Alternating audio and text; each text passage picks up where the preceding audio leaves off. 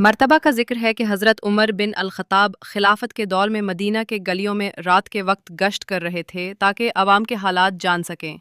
अचानक उन्होंने एक झोंपड़ी से बच्चों के रोने की आवाज़ सुनी। वो झोंपड़ी के करीब गए और दरवाज़ा खटखटाया।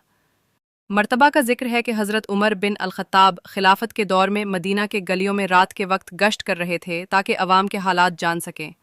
अचानक उन्होंने एक झोंपड़ी से बच्चों के रोने की आवाज़ सुनी। वो झोंपड़ी के करीब गए और दरवाज़ा खटखटाया। अंदर से एक औरत की आवाज़ आई, कौन है? हज़रत उमर ने कहा, मैं एक मुसाफिर हूँ, बच्चों के रोने की आवाज़ आ रही है, क्या बात है? औरत ने जवाब दिया, मेरे पास खाने को कुछ नहीं। बच्चों को बहलाने के लिए मैं खाली देगची में पानी डालकर चूल्हे पर रखे बैठी हूँ कि वो समझे खाना पक रहा है। ये सुनकर हज़रत उमर के आंखों में आंसू आ गए। वो फौरन बैतुल माल गए, आटे, घी, खजूर और दीगर ज़रूरी अशिया का थैला खुद अपने कंधे पर उठाया।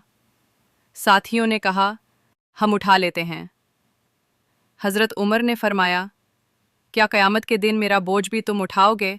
फिर वो खुद औरत के घर गए, खाना तैयार करने में उसकी मदद की और बच्चों को हंसते हुए देखकर फरमाया, आज उमर की खिलाफत कामयाब हुई। सबक फरमाचान, ये वाक़या हमें सिखाता है कि हुक्मरान या कोई भी ज़िम्मेदार इंसान सिर्फ़ ओहदे से नहीं बल्कि खिदमत खल्क़ और इंसाफ से बड़ा बनता है। इस्लाम हमें दूसरों की मदद, इंसाफ